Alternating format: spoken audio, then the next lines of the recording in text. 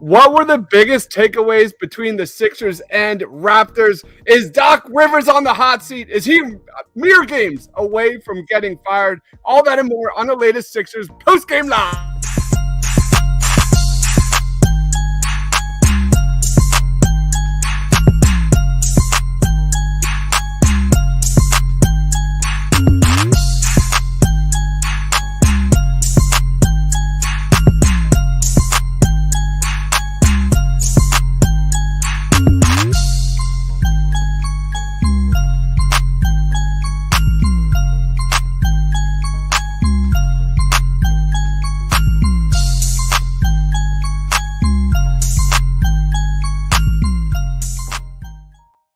Oh, baby. We've got a lot to talk about tonight. Joining me today, my man, Sean _Bernard1 on Twitter, one of the best Sixers followers, period, on Twitter. What is going on, Sean? Yeah, been better. We're now 5 games into this season. We're 1-4. I'm pretty just perplexed by how bad this team looks, considering all the talent, considering everything that we've talked about. Tonight's game somehow lost by 10. I can't believe it was that close. Felt like they weren't in it for a second of this game, but I don't know. Very frustrating to start this season. Let me just, before we get into this, this is a reaction show, and, I'm going to try to do my best because I made myself promise I would give Doc Rivers at least 15 games. At least 15 games to get this team on the same page. But what an absolute pathetic performance we saw from the Philadelphia 76ers tonight. They took the L 119-109. We're going to break it all down. Sean, it all starts with the Sixers defense. This is some of the worst defensive performances I have seen from a Sixers squad in a long time. It's not just the defense, it's the offense too, but the Sixers defense gave up 3 points all 4 quarters. They got burnt on every single outlet pass in this game. The Raptors were getting whatever they wanted at the rim. I think they finished 11 of 15 points in the paint in the second half. It was an absolute joke. But this defense, they're always completely out of sync. They're always late on rotations. And then when you get to the offense, I'm just going to rant about the offense because that's what I'm going to do here. But all you see is the same damn thing that we have seen under Doc Rivers. It's a Joel Embiid, a James Harden ISO show. You never see backdoor cuts. You never see enough pick and roll. You never see enough off-ball movement. The game is just moving too fast for Doc. He has no idea how to coach this team, man. And you just saw the Raptors were just double teaming Harden every time, and Doc had no idea what to do. And he had no adjustments from Doc Rivers. It's something we have said again and again and again, and here we are. What year is it now, man? I'm just getting tired of this. Yeah, and his counter defensively to go to his zone against a team that's shooting 50% from 3 on the game and couldn't miss just doesn't make any sense. To go with Montrezl Harrell over B-ball Paul in the first half, it's there isn't much more of a clear-cut B-ball Paul game than the Toronto Raptors, who are filled with guys exactly like him. The way he plays, the versatile, the mix it up, just everything. And Harrell looked lost out there as he kind of has all season. You touched on a lot of this transition defense. I recorded a thing today talking about they came into this game ranking 29th in points per transition attempt for opponents and 26th in transition attempts allowed.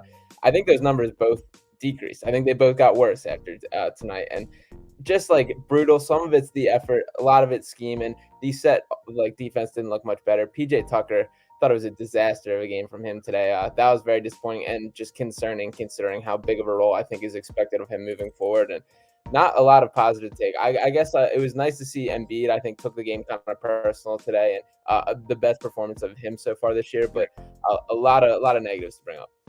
Yeah, I thought Embiid, I thought Maxey, I thought even Harden had bright moments in this game. But just the collective whole that we're seeing is the main takeaway. The fact that Harden, Embiid, and Maxey, they played together last year and they still don't know how to play together alone. That's enough evidence that Doc needs to go. That is a major problem of this team moving forward. You look at this defense, they gave up 126 points to the Boston Celtics. They gave up 114 points to San Antonio Spurs, 106 points to the Indiana Pacers, and now 119 points to the Toronto Raptors. I guess, like, let me go to some comments quick, guys. Let us know your thoughts on this game before we deep dive a little bit further into what we're seeing. Well, the Cerebral says trash. Anthony says Doc being fired needs to happen, but it won't make them better. I don't know if I agree with that. Mr. Rudy Poo says Doc is running his starters to the ground. Tyrese Maxey with 43 minutes. Joe Sullivan says Sixers are playing like they want Glenn Rivers fired, and Doc has no rotations.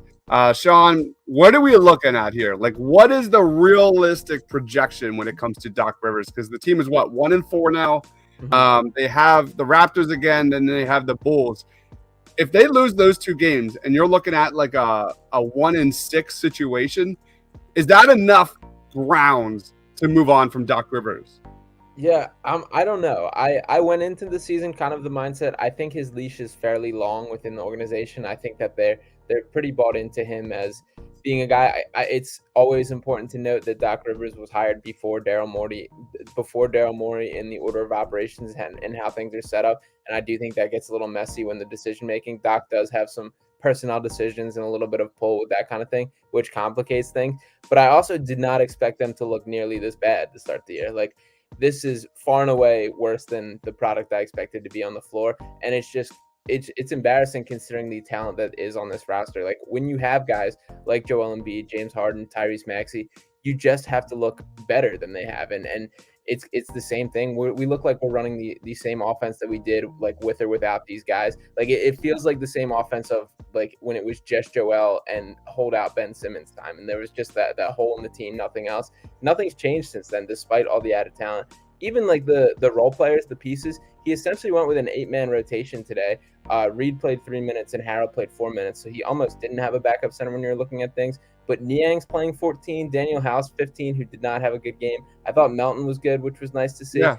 But Tobias tonight, rough Tobias game, and I've been pretty pro Tobias throughout this. But to play 34 minutes, shoot 1 of 6, 3 points, you just got to have more from that. And Tucker, between Tucker and Tobias, neither of them adding anything. You have to get something from that spot in your offensive. And I don't know. There's a lot to nitpick tonight. There's a lot. Here, this is the Toronto Raptors shot zone in the second half. There it is. They shot 3. I mean, they just were getting whatever they wanted. That was like the storyline of this game, Sean. Like, every single time the Sixers had a chance to make it actually, like, for the majority of this game, it was like a 10-point game. But it didn't feel like that. It was weird. It was a weird game. It felt a much bigger Raptors lead. But at the end, the Raptors were just, the Sixers had no answer for the Raptors at the rim from 3-point range. It was just one of those nights, man. It was tough. It was really, really tough. Like, what's your take on where the Sixers move on? Like, if it's not moving on from Doc, it's very clear that PJ Tucker and Tobias Harris are really struggling to play next to each other. Is it Melton that you would put in the starting lineup? Like, where would you go? So I've never been a Matisse Thybulle guy by any means, but it is frustrating to us for 5 straight games to have preached about the perimeter defense, to preach about the issues, and not at least give this guy a chance. Like, even if it is just throw it in, wreck some havoc, I would have liked to see that tonight. And I think something that just should be played with, because it shouldn't be forgotten how good the 5-man starting unit last year with Matisse in it was. And you just got to get creative. We're not at the point in the season where we should have locked in rotations. This is where Doc should be trying different things, seeing combinations that work, and Matisse has got to be thrown back in the mix for that. Melton, I think he's settling in. I'm happy to see him kind of finding his role. I thought he was good, active hands tonight, got good 3 steals. I think worth playing around with, but even if that is our starters, we're then looking at Maxey, Harden, and Melton as 3. That's a very small lineup with this, and they're already pretty starved for, like, there's no true wings that I feel confident in this team guarding when looking at either Tucker or Tobias as like our primary wing defender. I don't think Melton's capable of guarding those bigger guys either. So it's like seems to be a hole in the roster that is bigger than I expected. Yeah. Something needs to change, man. Something needs to change. And it felt like, I don't know, like the Harrell move over Paul Reed in this game, like you already touched on, man. It just can't happen. It just can't. I don't get it. Let's go to some more comments. Mr. Rudy Poo says the team has quit on Doc. Did you see Doc Rivers bench Embiid late in this game in the fourth quarter? That was a little interesting. But, I mean, we've been talking about Joel Embiid and his attitude on the court, man. It just hasn't been there. Well, it's been there, but that, when Joel Embiid is playing and having fun on the court, he's a completely different player. We haven't seen that. So, is it Doc related? I don't know. It could be. I don't know. I think there's starting to be some, I don't want to say evidence of that, but there's something that's not quite connected within that group of the stars, Doc, and something's not quite aligning, whether it's in the locker room, the way they're looking at the game, personality-wise. It just doesn't feel like it's quite clicking in the way I think that it's been hoped. To Embiid's credit, I think this has been far and away his best game, specifically at the beginning. I thought he took things personal, the way he attacked the rim. I believe he shot 12 of 17 from the field. I thought he established good post position when he had Scotty Barnes on him, especially. So good overall game from Embiid, but it can't be just the Embiid show. And I don't think that's on him. I think that's in a whole offense as a whole thing to make sure there's other things run. I think he's doing his best and he played well, but we can't just be playing give it to Joel and figure it out. And same with Harden right now. Yeah, that's the thing. It's you watch that game. The Raptors were getting whatever they wanted at the rim from three-point range. When the Sixers had an open shot from the perimeter, they were missing it. But for the most part, the offense is essentially swing the ball around the perimeter and someone just dribble, drive, shoot the ball up with 5 seconds remaining on the shot clock. That's the offense. That's the same Doc Rivers offense we saw in the past. It's the same Doc Rivers offense we're seeing. And coming into this year, that is inexcusable. I'm sorry. That is an inexcusable thing for Doc to do with Harden and Embiid and how much gravity they have in a pick and roll and what it means for their perimeter shooters. It is inexcusable. Let's keep rolling here. Michael says Doc needs to be fired. The Sixers should go after Jay Wright. Ain't happening, man. That's definitely not going to happen. But quick nod to Jay Wright, who was at the Phillies game the other day. That was cool watching him in the stands. Michael says the Tucker signing was horrible. I don't know. I wouldn't call it horrible. I think that's a reach. I think PJ Tucker's been fine. I just think, like Sean said, you just need to get more. You need a lot more, and I think there needs to start being some discussions about whether or not he'd be better off the bench. I think Tucker is excellent as a pure glue guy, do the little things, offensive rebound, grunt guy, fifth starter kind of role. That only works if there's a guy next to him, who right now is Tobias Harris, who is capable of being a little bit more creative, more offensively gifted, and defensively being able to match up with opposing wings in a way. I think relying on Tucker to be our number one wing defender, which is how this team's set up right now, I think that's too much for him, especially at this stage in his career. And while he is versatile, I don't see, he's not a 1 through 5 position guy in the way I think his reputation is. Yeah, I agree. Let's keep rolling. Is Matisse Thybulle hurt? I don't believe so. Nope. I haven't seen any of that. Yeah, definitely. Papa Too Good Brown says, let me be the first to say either it's time for Doc to go or Joel, the team, is not buying into Doc's system. I think both can be in play pretty much. Quentin says, tough matchup for the Sixers. What's going on, Quentin? Thanks for joining. The Flyers, the Eagles, and the Phillies have all new coaches. Why not the Sixers? This is it, man. This is definitely the end of the leash for Doc Rivers. This could be it. Joel Embiid defense is horrible. I don't know about that. I want to blow it up and build around Maxey. That is not going to happen. All right. Tobias Harris. Should we just touch on Tobias Harris real quick?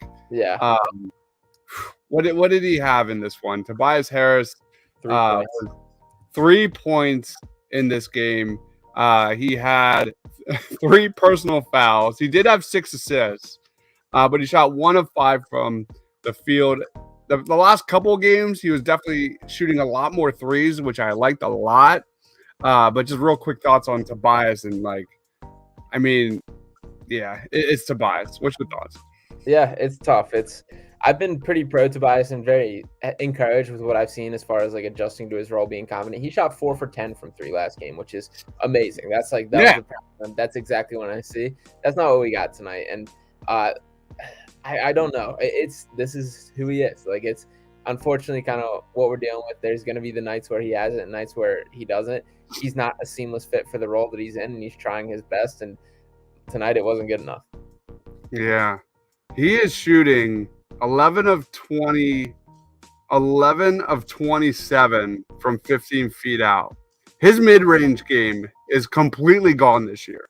And that was like one of his strengths. You know, when Tobias Harris is decisive with the ball and you know, takes on mismatches and exploits them, especially in the mid-range.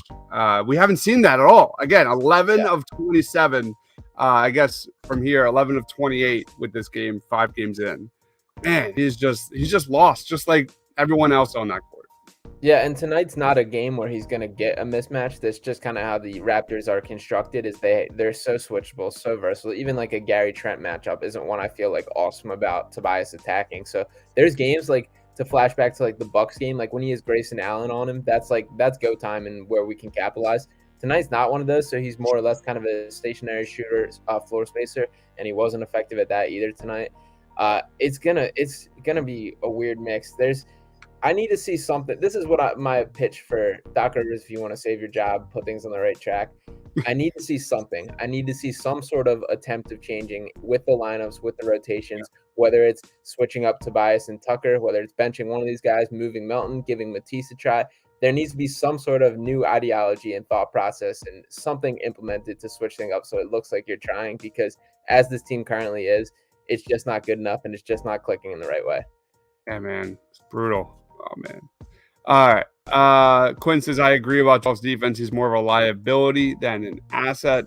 Kevin says the Sixers look sluggish and the chemistry looks broken. Broken is a really good word for that. But, like, that's been the basic narrative 5 games in. It's like this team looks like they're just learning to play together for the first time ever, especially defensively, because they're always late, whether that's rotations or the surprise they actually were found in the corner for an open shot and they just brick it.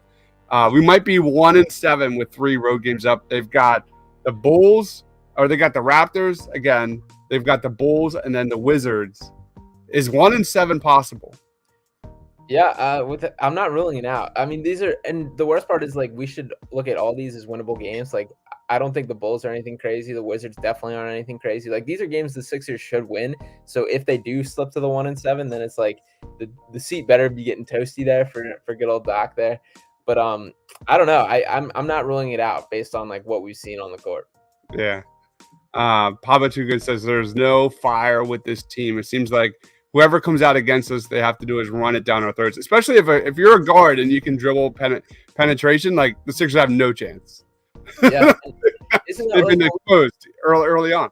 Like, and we talked about this offseason. Is that's what like the PJ Tuckers, the Montrezl Harrells, the spark guys is what like the Sixers were targeting, and that just hasn't translated whatsoever. Absolutely. The Sixers finished this game with 6 steals and 2 blocks. For the majority of the game, the Sixers didn't get their first steal of the game until 2 minutes remaining into the third. Like that was a legit huge focal point this offseason, was to get more points off turnovers, more buckets in transition, and it's not happening. It has not translated whatsoever. Legend says, thank you, Quinn. Embiid is horrible on defense. He doesn't challenge layups at all. Michael says, so if not Doc, who then? If Jay Wright is a stretch, then what about Aaron McKee? I think the overwhelmingly favorite, I'll put up the poll that I put up on our channel here, is Sam Cassell. Who is your guy, Sean? Do you have a personal favorite? Yeah, I love Sam Cassell. I think that probably is my vote, but I also think it makes more sense. Both Dan Burke and Dave Yeager have head coaching experience. It would be Cassell's first chance at it, so I kind of think it would make sense to lean toward them.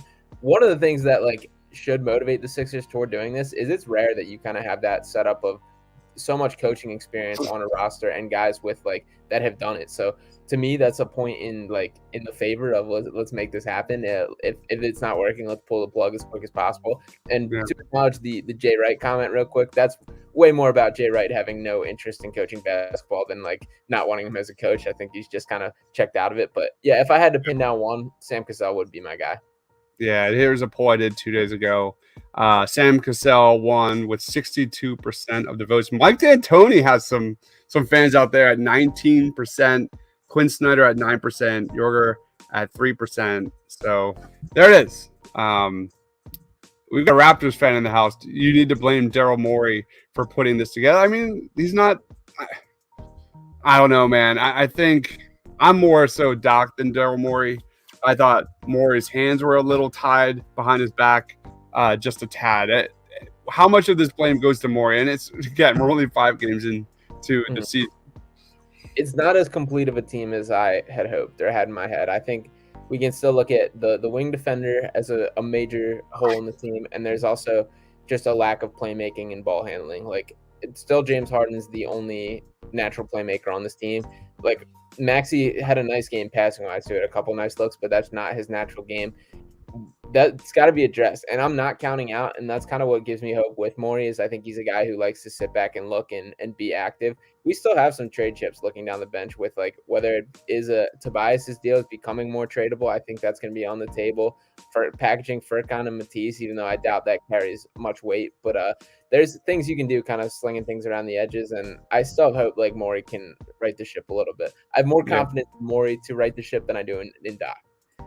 Yeah. If Rob Thompson can do it with the Phillies, why can't Sam Cassell? That's it. That's it. Yeah. Let's go into player of the game. Go ahead, man. Who's your player of the game? I'll give it to Tyrese Maxey. I needed to see it. I needed to see a little bit tonight of just him looking like himself, looking comfortable. He sought out his shot way more tonight. That was nice to see. I felt like he just wasn't really getting his looks, and tonight he made it happen.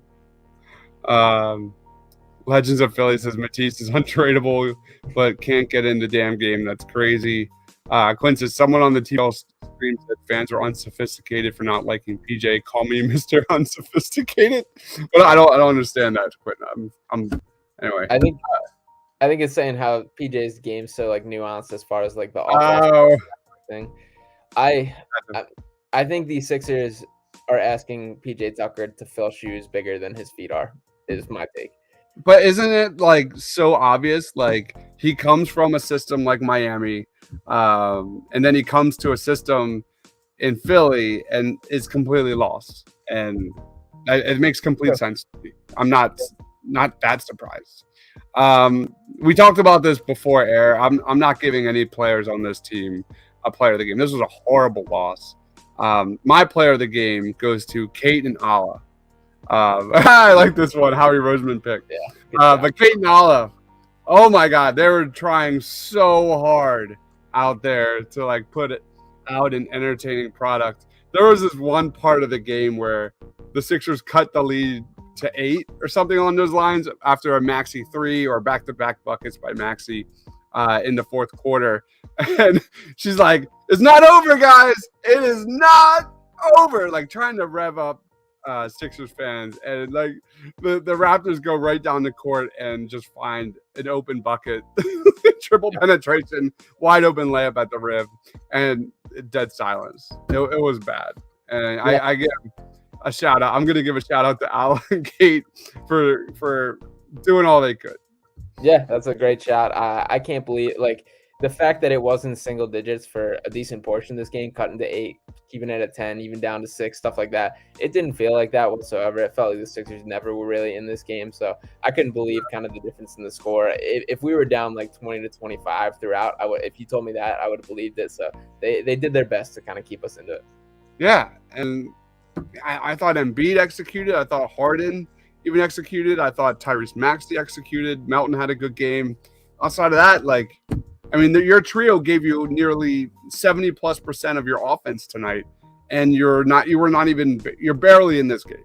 Barely in this game. It is not good, man. Papa Too Good says it seems like Harden waits for this team to catch up with him, or he's looking to pass instead of taking advantage of all the space in front of him, or take a shot. I'm not going to complain about James Harden. Numbers wise, he's pretty much the guy for the Sixers right now. The offense runs through him, and he looks great. I'm not going to complain about Harden at all tonight, even though it wasn't his best game. Let's do final thoughts. I have a pretty interesting final thought in my head, but plugs, final thoughts. Okay, I guess my final thoughts are this team is more incomplete than I expected at this point, and I think a lot of this is like I need to see it. I need to see Doc play with things. I need to see something rearranged, some sort of just changes in these coming games to have just some sort of hope is something changing. We can't just keep running it back and hope for the best. So that's what I'm looking for these next couple games is some sort of rotation lineup changes. But as far as shout outs, you can follow me on Twitter at Sean_Bernard1. Check out my written work on heavy.com. We'll come up with something out of this game after this. So check that out. And then check out Pick Swap Media on YouTube, Pick Swap Podcast. Me and my co-host James, Sixers Thoughts over there. So yeah, all good stuff. Awesome stuff. My final thought, I've got two, is Sixers have to have the worst interior defense in the league. It's got to be up there for worst. Number two, Brett Brown. Everyone that ran that guy out of Philadelphia, man, those days don't look so bad right now. I'm just gonna throw that out there, Doc. I'm still gonna give you your 15 games, but that's not looking promising right now. Papa Too Good says fire Doc and move on. So let's close up shop, guys. Thank you everyone for watching. Go check out Pick Swap Media. Check out Edge of Philly Sports. Check out Philly Sports Alliance, the Paint Alliance. Thank you to all our commenters. They were terrific tonight as always. We'll be back. Are we going to be back on Friday? Friday's a busy night. We'll see with the Phillies in the World Series. I can't even believe I just said that. I'm still like blown away at that thing. Yeah. So we will be doing Eagles pregame, halftime, and postgame live on Sunday for the Birds, as always. I'm excited to get back into that. So go follow my man Sean over there at Sean_Bernard1. I am Dives, Mr. Crockpot for Sean, for myself. Stay awesome, everyone.